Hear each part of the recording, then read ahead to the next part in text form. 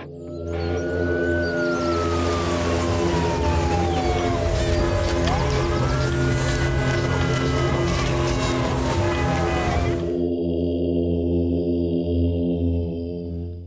back to another episode of the World Through the Eyes podcast. I'm Young Ansinim here with Dr. Ruben Lambert. and we are back. A little bit off schedule. Many things going on, so we haven't been putting out the podcast as initially we started on Fridays, but we're trying to make it work and get it out. Right about the time of the last podcast, we received some fan mail, and we'll address one of the suggestions. I miss y'all. Can you do an episode about grief and loss when you're back? So today's episode is on grief and loss. Recently you did a whole thing, didn't you, for Yes. For JFK Hospital. Mm-hmm. They had contacted Sosham Zen Center for one of the monks to do a presentation to their staff on grief and loss from the Buddhist perspective. So I did a workshop with them, and I went over the beliefs that are associated with loss from the Buddhist perspective, and then the rituals that take place afterwards, like Sashikuje, which are the 49 days, and then Chesa. All right, so I'm going to take a nap. Chondoje. I'm going to take a nap for this episode, and you have at it. Give our audience. Well, there's a wide array of things that we can talk about, and different perspectives that we can hone in on. There are different stories. There are the actual principles and beliefs, which we have gone over some of them. But there are also the psychological perspectives, which I think the psychological guru regarding grief is Dr. Kubler-Ross. And she starts off the stages of loss. Okay. She starts off with denial.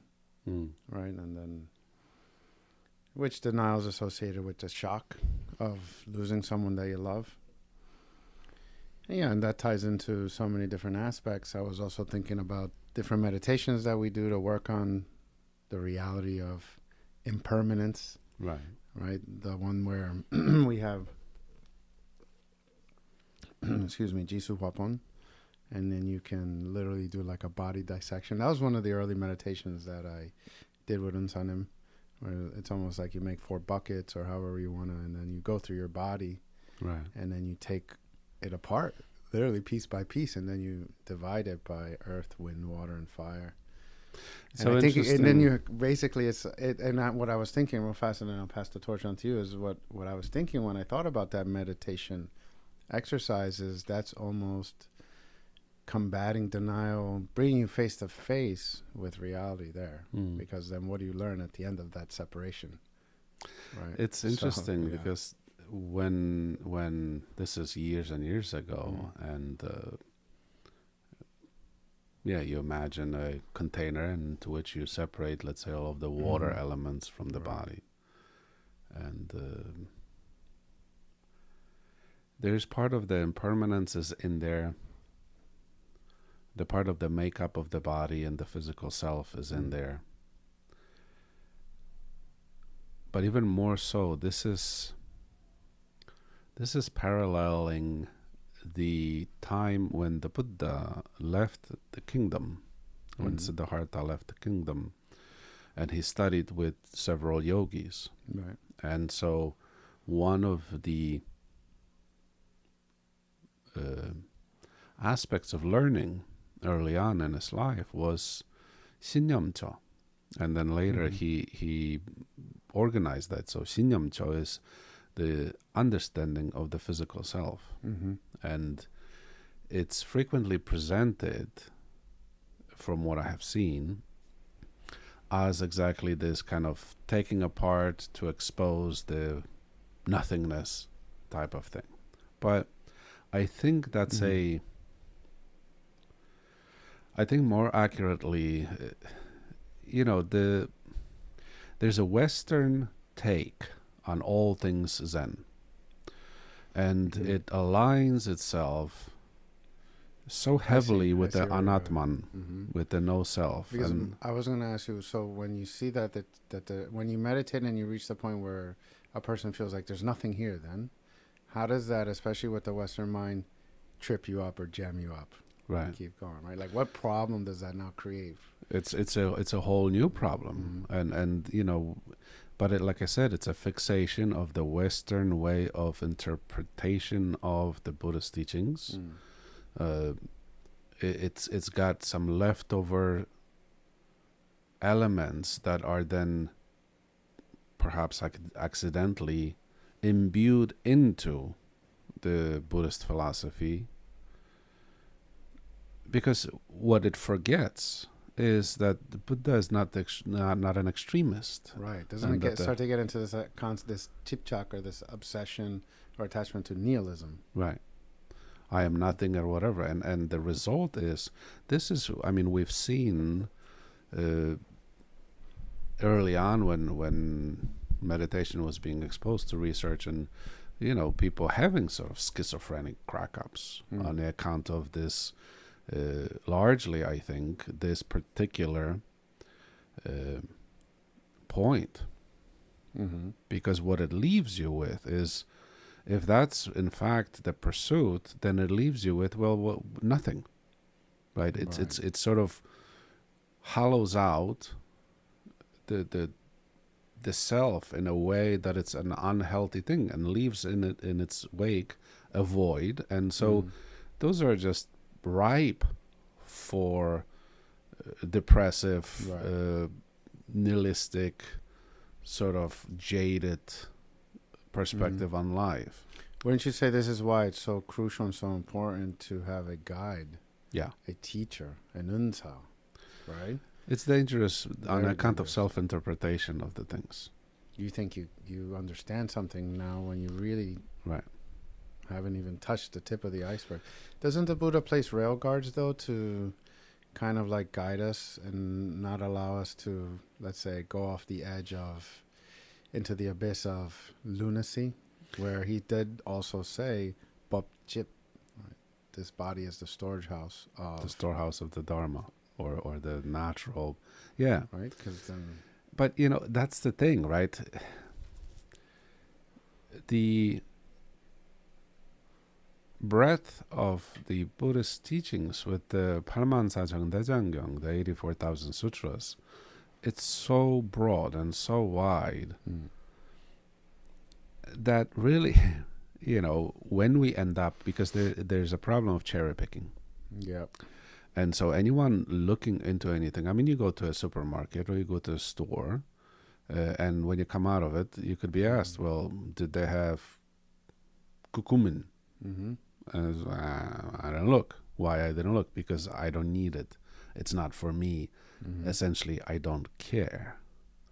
And one could have looked at it and not mm-hmm, seen it. And so it's the same idea here. People look at the sutras, they read the sutras, they read the teachings, they interpret the teachings. But what they see is largely, as is the case with human processing, is a confirmation bias, right? mm-hmm. They've arrived, and this is where ability to have a truly virgin approach to something is so difficult, because the 고정관념, the fixed perspectives, the point of views, slip into our psyche, into our day-to-day existence, so undetected that we have no idea. They're so entirely in our blind spots. And so this is a bit of a digression, because the taking apart the Sinyamcho practice, the knowing of the body, is the more intended goal of the separation of the elements, the chisuhapun, the elements that make up the body, the water, the air, the heat, the soil, the earth, element. While looking for those things, because if you consider, okay, let's say water element.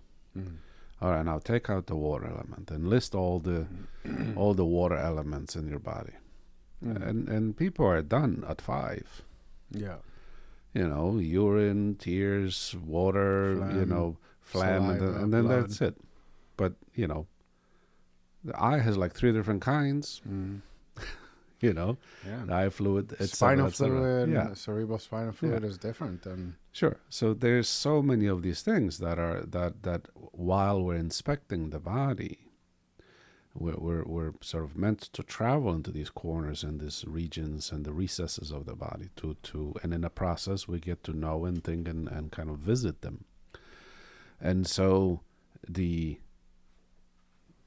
even though it's a separation of these elements, the fixation seems to be that once you've separated all of the elements, you arrive at nothing. And I would question a person who says that to say, well, okay, can I have the list of the elements you have separated? Right? Because it's very easy to say, well, yeah, if you take out all these elements and put them over there and over there and over there, you could very quickly jump to the conclusion that the self that one imagines one isn't among them. And but have you done the actual work of doing it? Of how many fluid things in the body have you made a list of? And the chances are they haven't. They've done a few. They get the general idea, and then jumping to conclusions and a final answer. Meanwhile, missing the entirety of the exercise, the whole practice of it, and the potentially hidden within it experiences. So, but yeah, that was the separation, and you tease the body apart, and then the jump to conclusion is you find no self. That thing. Right. From the Zen perspective, death is not the end. So aren't some of these trainings designed to alter your perspective on the way you view something? Because all Junseng fear death. Right. Again, all Junseng, meaning all sentient beings, fear death. Could very well be said all sentient beings fear the unknown. And that's more accurately so. Yukcho Henung in the Yukcho Tamgyong Sutra, when he announces, I will be departing from this world at such and such time, and the monks start beating their chests and weeping, and so he says, what have you all been doing up on this mountain this whole time? You're all crying. Why? Because you care for me and you don't know where I'm going, ergo you're crying. I know where I'm going. You don't see me crying. In fact, there's only one of you, and points to one of this, that is not crying. If you know where you're going, then it's a travel plans. It's itinerary of the travel plans. And so it's the unknown that is feared, and that expresses itself in very fundamental survival, sort of amphibian brain kind of things, that which we don't know, and out of that comes the devil known is better than the devil unknown kind of thing. And no matter how horrid the thing may be, so long as I know it, I could endure it.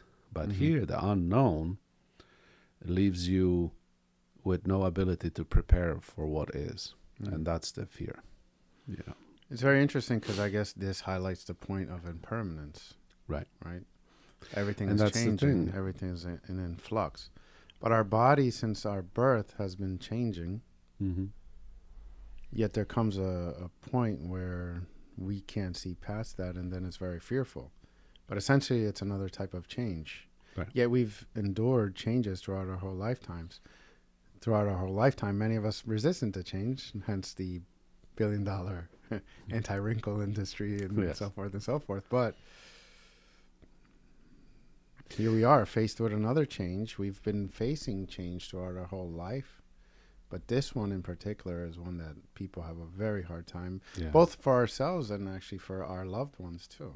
Losing our loved ones can really be a moment of shock, a moment of overwhelming emotion that some people just have a very difficult time shaking off. Sure. And this is where you know, the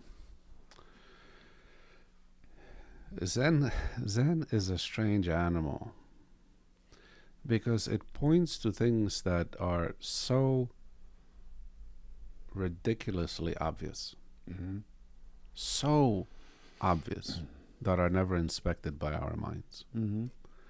It's the most ridiculously obvious things are simultaneously the most profound frequently, and they're most missed frequently, because we've subscribed to a position where that which is interesting, you know, there's intricacy in the interesting and manufactured and externally, you know, et cetera, et cetera, et cetera. So outward focused are all the infatuations of life, and the most simplest of things with which one ought to be infatuated, if one had a choice, are missed. And this is one of those. Everybody intellectually knows that people around us come and go. Everything around us is always subject to the results of impermanence. The inyan, the fact that it was brought together, it's a compounded thing. And the ego's rigidness is then imposed on the world around us to say, no. It's the tipchak, right? The fixations and attachments of the mind and the ego, the ones that are perpetuated by the ego, are then magically imagined that they could be superimposed onto the external world and reality around us, and say, no, that's not going to change. It's this human is beings part have of this the ignorance. Magical thinking. Yeah. Right, where certain things in their lives that come into their lives that they perceive to be good, they're happy. But then when it goes, they're unhappy. Right. And I think they apply this magical thinking to life and death also. When life happens, you know, we rejoice. When death comes, we get upset, we get angry, we get scared, we get hurt. All those negative feelings overwhelm us. But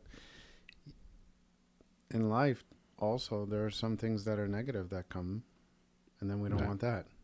We want that to go. Then we want that's we want the paradox. That when someone is bothering me or some burden gets imposed on my life, we want that to die. Right? And also, you know, life has death. If you didn't have death, then it would be like a cancer. Right? It would be life, like endless. And that's the thing. So like you said, in Zen, what did you say? There's something beyond death. Right, in Zen, from the Zen perspective, we don't really think of death as an end, do we? It's almost, you know, purely speaking, there is no death. Right. It's an evolutionary process, and everything. It's the change, and on account of that, the observation of the world around us, where everything is in fact in constant state of change and flux and evolution. I mean, mountains were at one point in time sand, and then sand was mud, and mud was rock, and rock was mountain, and then at some point in time they're going to be reduced back to their, you know, cyclical thing. And so these terms are they punctuate something that is ongoing. It's a cyclical thing, right? It's the fixation on these things, and of course, everybody intellectually knows that everything around them is changing, and like you said, the one thing to change, as per prescription of our ego's liking, exactly. And another thing I don't want to the never things that change, I like or I love to change. Right. on a very surface, that's a valid statement. But if you take a Very moment to human think thing, about it, that's right. not the fact, because Inspect it, right, with more detail. right, because you have children, when they were born, they're cute, they're lovely, I whatever. tell Do parents you all the want time. them to be that? I tell the parents all the time, be careful. what Pooping and peeing whenever they want, Right. crying, I never want my growing kids to up. say kids all the time. I wish they Yeah. would never grow. So be careful. There are Yeah. afflictions, There there are are afflictions diseases that lead that people to Right. children to not develop, and then Yeah. that's not a wish. That's Right. a nightmare. Right. So yeah, I just want them to stay, yeah, to stay you little know, all the time. right. I can understand the sentiment and the feeling, but exactly inspect that a little Right. bit further. Right. And examine what you're actually saying there. You don't truly wish that. No, you miss for your kids. everything. It's just you want your feeling to never end. Right. This feeling of like warm, cozy blankets surrounding me, drinking hot cocoa. Right. You want it to never end, or you want this eternal safety to cover your children. But You never see your daughter get married, or how many whatever. things do you truly miss? Yeah, not that everyone should get married, but that whole thing, right? It's you never see the development, the stages, each stage. I mean that first poop. When the parents celebrate, oh my goodness, look at the poopsie poops. They celebrate the poop of the child. The child went to the bathroom, and it's a celebratory thing. But it wouldn't be a celebratory thing if for next 50 years you had to change the diaper of this child, and then they would never say their first word, they would never take their first step, there would be never a first of any of these things.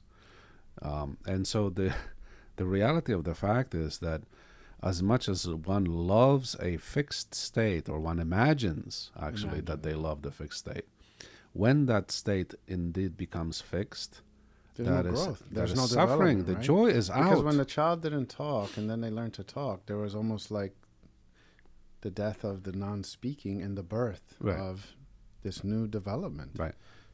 Right. And so we welcome that into our lives. Yeah. We wish for that to occur. Yeah. We want our child to not be able to walk and then be able to walk. Right. To work through those different stages. Mm-hmm. I like how and then one time. Sorry, and then you want them to stop walking and go lay down and go to sleep by the end of the day. Right, because it's now 10 o'clock. Go lay down. The truth is, it's time to. It's I love your walking, but just cut it out now. And in bed, the kid's walking on the bed, and then he thinks it's roly-poly time and just rolling and rolling. And you're like, no, it's not time for that. Do they make these kids with a switch anywhere? Yes. Why couldn't they just put batteries where I could just unplug, right?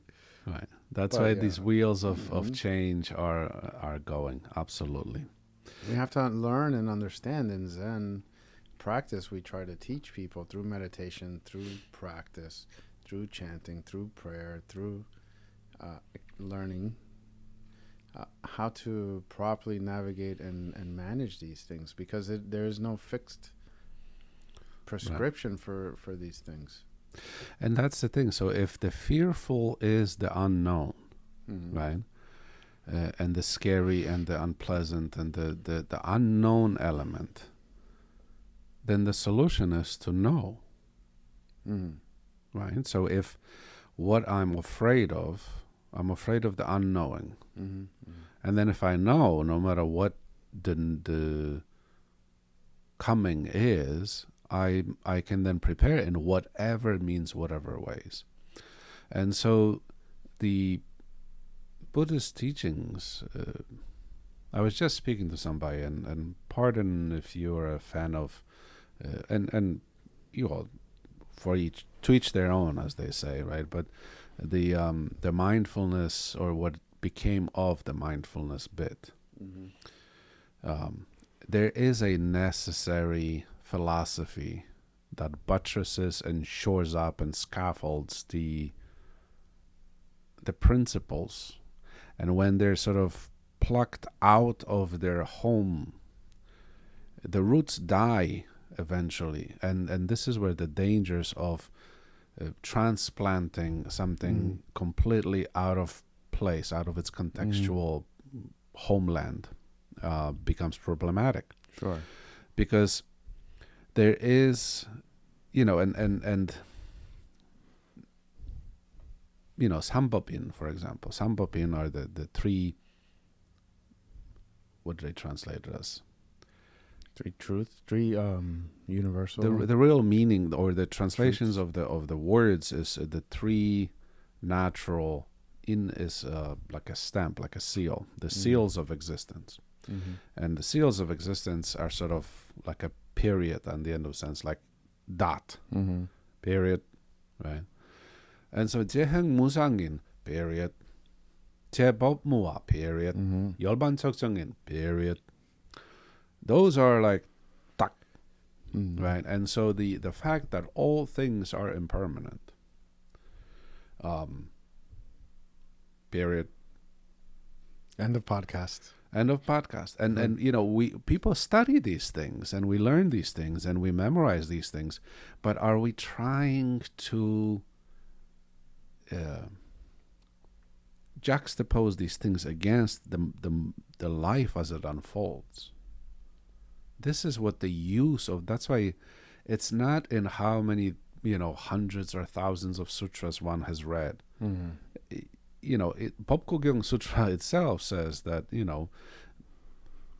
reading so many words or whatever is, understanding one is better than reading them, all of them. And putting one principle into practice is better than, having the knowledge of all the other practices, etc., etc.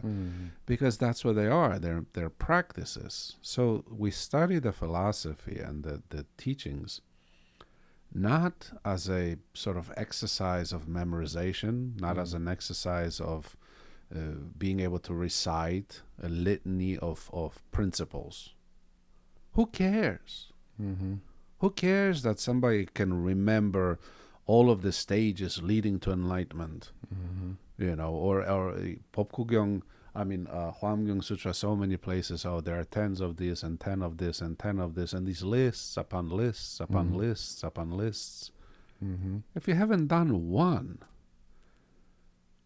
all of these lists, if you continue practice, all of these lists can potentially be useful to navigate, or they could become ponne, fixations, and become just another set of problematic things in your life that you then have to dig yourself from underneath their weight.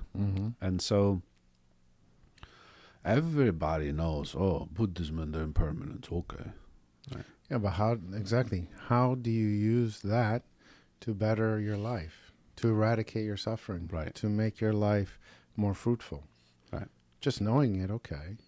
Right, and so knowing it and then taking the effort to notice how your mind and its habituated, conditioned way of responding to the world is responding to the world. And the wakefulness to be present in the mind enough to say, whoa, I see what happened here. I had a thought, but the thought was this automated way of responding to the thing.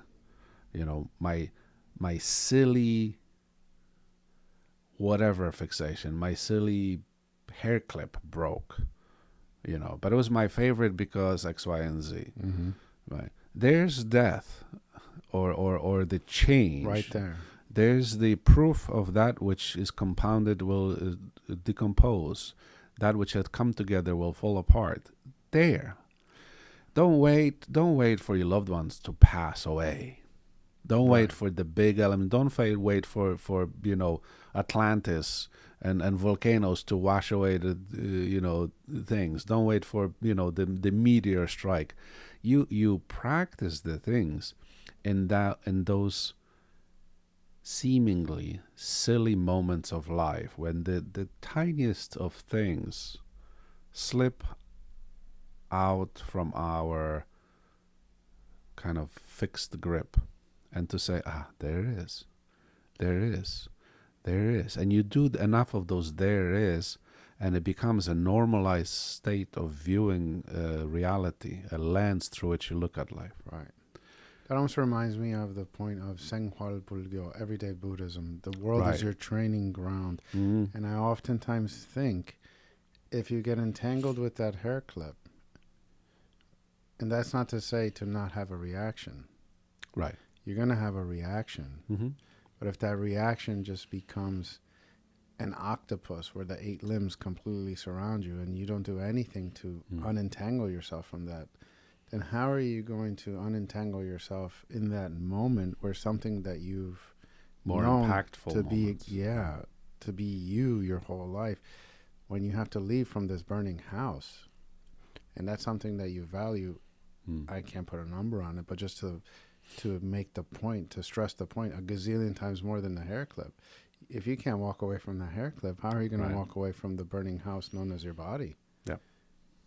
These are moments, training moments to prepare you. It's the preparation for that moment in time. But you have to see, number one, those moments. Maybe this is a legitimate place for mindfulness to take root, let's say. You have to see, be wakeful. Surely you misspoke. You meant to say you misspelled aware. you misspelled wakefulness. Yes, because if you have My preferred. Yeah, if you haven't been giving this lesson and you're not paying attention to these things pass you by, no different than, looking at cars passing in a highway as they speed by. You're just seeing cars speed by. You're not noticing anything. I like to think of this this marriage of meditation practice and its training of the mind,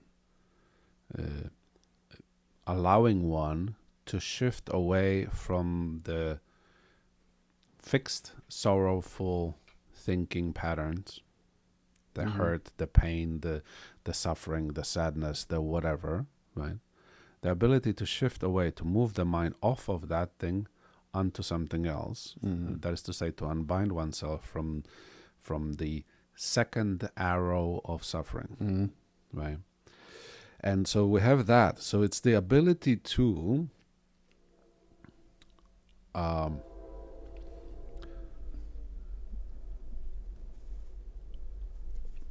deal with the upheaval, the inner turmoil. On the other hand, then, we have these principles, like, let's just take this very prominent Buddhist principle of impermanence, and how things will come and go, and the things we'd like will go. And I like to think of those two things as sort of as an exposure therapy type of thing. You're given a technique with which you could pacify your mind, right? To lessen the panicky response to it, to lessen the suffering, to hyperventilation and whatever. Right? You do your meditation, do your breathing. You just stress this point as you continue down this path. This is an important path to go down, but I can hear a question from the audience as we speak, where someone might say, Sunim, so you're telling me, because this is an oftentimes misinterpretation of these types of teachings, you're telling me not to care, not to feel? Oh, absolutely. That's right. not So right. Yeah, so it is. I'm not saying that. I'm not saying that. Of course, we tend to. This is the. And if there's anything as Zen, we could talk about that a little bit further down the road. Right. We continue to tend even after death. We're not saying in any way, shape, or form to not care. The irony We're of still this. tending. The irony of this is that these principles make you care more, or make you care truly. Not this makeup facade of care, and I don't mean to be disparaging or anything, but there is a sort of presentation of care that's kind of plastic in certain cases, right? It's the sort of, oh, I care, but really? Right? And there are frequently these sort of flights of fancy of our thoughts. Oh, I care about the thing. But when the opportunity comes to do something about the thing, it's not taken. So the care is, there's some element of self, the promotion of self as a caring person. Sometimes that's a trapping, So, but this principle, this topic is certainly. But the response to loss, the feeling that you have, we're not saying not to respond and not to feel. We're saying, okay, if you're practicing, inspect it. There's more. Don't let that moment become a prison. There's more to that. And you mentioned the sort of usual stages of loss and Right. It's not denial just one and reaction. this and There's that. stages. Right. So you're moving You through. move through. There's impermanence built into those stages, There is. and they're not. None of these stages are permanent. They become problematic when you're locked into the denial stage. And so then as a therapist, then your job is to move them past out of the denial stage into the next stage, and then into the next stage, and move them Which ends through at these acceptance, steps. Right. which is a Right, which Buddhist ends at practice. acceptance. Meaning it ends at understanding it and accepting it as a natural part of life. Mhm. But that even is an oversimplification. Because what we're saying is, of course, you know how to navigate your loss. And this doesn't mean you won't have feelings, you won't have emotional responses to it. You will have all those things. But the fixation or the fixed position in those, or the continuous perpetuation of those and renewal, resubscribing to the grief, resubscribing to the loss, resubscribing, one is stuck in one gear of existence, and the sort of compartmentalization of life is lost, because then that grief of loss of one thing is brought into every other facet of the person's life. You know, and it affects, you know, in a sort of cheesy perhaps way of looking at it, but you know, a person had a bad day or at work, or maybe they got fired at work, and you bring that home, and then you're taking out your frustration on your spouse or your children or whatever. Sure. So it's there are compartments in life that are created naturally, and to know, yes, this is my grief. This is unbinding from some suffering. So we have the meditation practice and the training in how to move past to the next stages of our thinking, of our, you know, to not be stuck and rigid and fixed. And then on the other hand, you have these truths that the Buddha points out as realities of life. Mm-hmm. Well, there is loss. Right. There's coming and going. When you look at the Four Noble Truths, Right. and you look at the list of sources of suffering, right? Birth, age, or aging, all, you know, all sickness, death, not getting what you want, being with those who you don't like to, or in situations you don't like to be, not being with those who you like to be, or in situations. All of these things, there, you know, there's a list, but they're one thing, and the one thing is attachment and fixation and the inability to be pliable in the face of life. Right. Is the source of suffering. And when you don't practice your pliability, your flexibility of mind, your ability to adapt and change perspective when needed, you will suffer every step of the way, because the reality of life is that this world was not designed, custom designed specifically for me. Right. It's not created in the way I would like it to be, how I want it to be, etc., etc. It's going to move. The gears are going to turn, and it's a cacophony of noise and happenings. And literally, the world is spinning and moving, and the whole solar system, everything is right down to your heart is beating. Everything is based off of right. And change, none of it is vibration. on the account of how I would like it to function. Absolutely not. I mean, Yeah. just go out into the world in any rush hour traffic on your way to work, and you can experience that firsthand. That you might have an appointment, but the local construction company doesn't give a crap about your appointment. They have to do some road work, and there's a detour there, whether you like it or not. They're not going to be like, oh, wait, Mrs. X, Y, and Z, we've been waiting for you. Here, let me open the path for you to go, since you have an appointment at 9 Yeah, the a.m., clouds right? are It not going to doesn't, part because you're going to want to, because you wanted to because you go had for an a event, walk right? and you didn't like the rain, etc., etc. So There's a it's saying: "Prepare the child for the road, not the road for the child."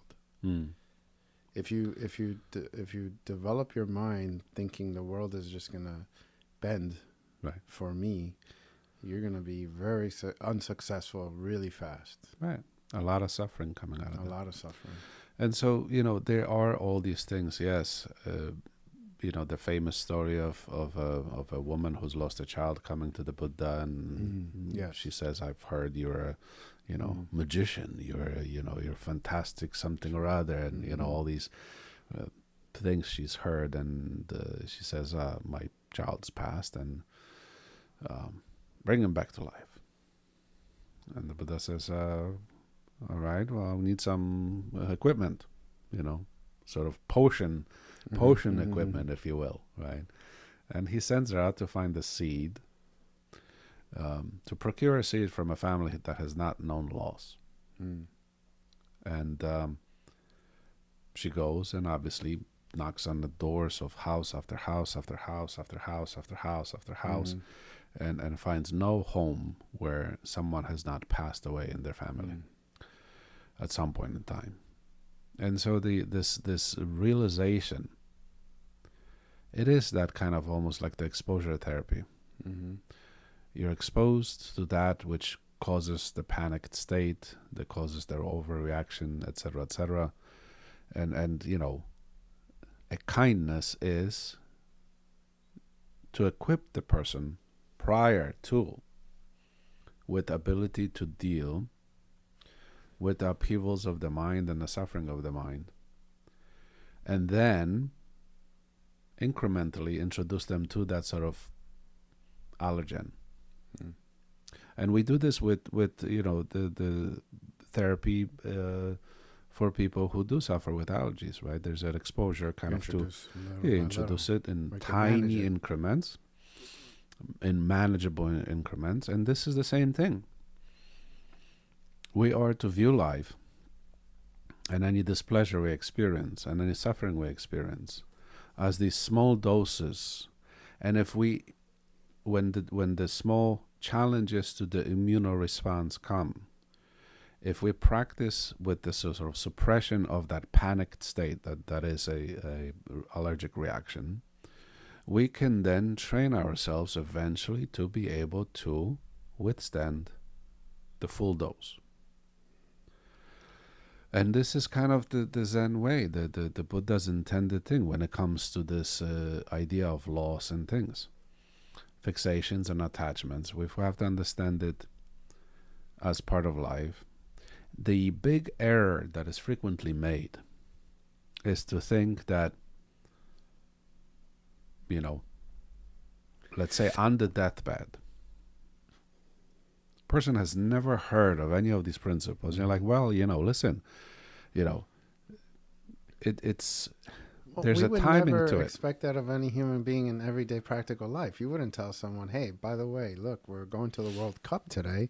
We need a player, and you go pick that person up at the local zoo. Right. You wouldn't show up for a licensing exam for a medical doctor and just find someone from the post office and say, hey, jump in there and take the test. When that happens? Never would expect that person to manage. But that happens. Sure. It happens when, and I say this frequently, when there's no more dangerous an ego than the spiritual ego. Because there are these stages where people tend to, they get to some, at least even cognitive understanding of it, and they say, well,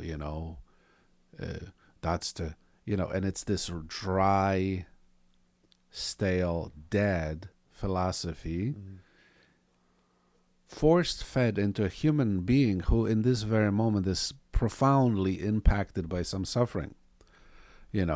So there's a disconnect. There's no heart in it. Where when sometimes people, well, I see it as such, and and then they try to force feed that to a person who's is unable right now. They that's not the timing of it. And there's a cruelty in the application of these principles, um, as a sort of salve for the human suffering in that way. So we have to have a broader kind of sensitivity to know this is what this person needs. I mean, today we talked about, and it's time now, but we've talked about some principles of it, but it as a sort of warning. It's not as like, well, okay, I understand it as such, and then you go find somebody who's stricken with grief and loss and suffering, and that's the time you want to introduce them to that is a whole different level of cruelty. And it's on the account of, even when it's well-meaning, it's on the account of an ego that thinks it grasped something, and it just wants to now wants to impose that grasped thing and force feed it into somebody who's not in the place. This is not the place or time. And so it's a combination. There's a finesse that is required in it. We can't just march into the sort of hearts of people with boots on and just trample of the, very kind of volatile moss and these little flowers that grow in the heart. And you got your rigid militia Zen boots, and you just trample in. There's like, oh, it's impermanence. There's no self, and it's a cruelty. Sure. And so, because it's just half the story. You're cherry picking, right? You're looking at the impermanence piece. You're not looking at the jobby piece. You're not looking at a human being, right? Right. Trying to understand the person, understand what it is that's a dogmatic approach. I have a dogma that will solve all your problems, right? It's like, you show up to a hungry person and you hand them, a cookbook. Cookbook, right? Yeah, and say, eat that, right? I was going to say cake for a diabetic. You did not even consider. Right. The I like individual, cake. the person. Let me feed them cake. Sure. Just because I like cake, Yeah. that you killed them. Yeah. Your intention was good, but the action was... Right. And so that's the thing. It's there is nuance to it in its sort of practical expression. But the place that we start is, as we go through life, we learn these principles for the sake of implementation into day-to-day lives. To better your life. To use these principles. To use them. To learn look how for to these. use them. Right. To look for these. Put them into practice. Yeah. There are the small upheavals, emotional upheavals where we have to have a voice inside that says, Sokamuni Buddha talked about that. And you're not going to like it. I know that for a fact, because when Sam one time told me, yeah, Buddhism said that. And I was like, well, the hell with all of it, because I'm suffering right now, right? Right, that's a saving grace. Think of humans as almost like children, and then children are naturally curious. Are you not going to tell a child that a plate is hot before they touch it? Right? Then they understand. Then they can do something different. They can adapt to the situation. Buddhism is forewarning us. Sure. You could say like, "Oh, you're a party pooper. You're just ruining the day." No, enhancing the quality of life. That is a lifesaver, because I now understand. Don't waste this time. Don't waste these moments. Right. Prepare yourself. There's a hurricane coming. Gather your supplies. Board your windows. Right. Protect and that's those things that you value. But yeah. Right. So that's exactly it. Right. But how we look at it. Right. Because it's just trumpeting some disastrous outcome of existence, and it's like you said, you're a party pooper, and it's so pessimistic and whatever. It's not. No. It's intended that the sooner you begin applying these principles, the more your life opens and unfolds in front of you. The more enhanced your existence is, the more fulfilling it becomes, the more fruitful it becomes, the more joyous it becomes. This is not like, it's all going to end anyway, so why bother? That's not it. It's in the very moment how to turn up the colors, how to enhance the experience, and the dumbing down of our experience of life on the account of the unknown and the sort of visceral kind of uncertainty of the next moment. We live in a very oppressed state as human beings because we don't know.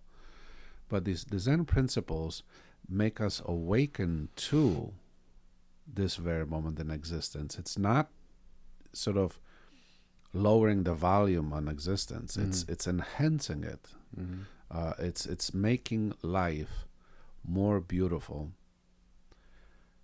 And then the transcendence element, because at one point in time that comes up, well, it's like, well, but this is a temporary existence. We're not necessarily very fond of this situation either, right? Everything's trying to kill me, and the weather's out to get me, and the potato salad, send me to the bathroom 17 times, and this and that. Just the world is out to just devour me raw. And so I'm looking for how to transcend this, how to go beyond this. That is a truth. But it's the balanced state is that it's not because this world is just a horrible crack and I should pursue something else. It's that we have to experience what is and its isness and in its momentary unfolding to even begin to try to transcend the thing. Because the irony and the juvenile spiritual stages call for run away from the world, transcend the world. Right. This is all the minutiae of existence. It's horrible and blah blah blah, and we have to transcend it. And the question could be asked, pardon me, what exactly are you transcending?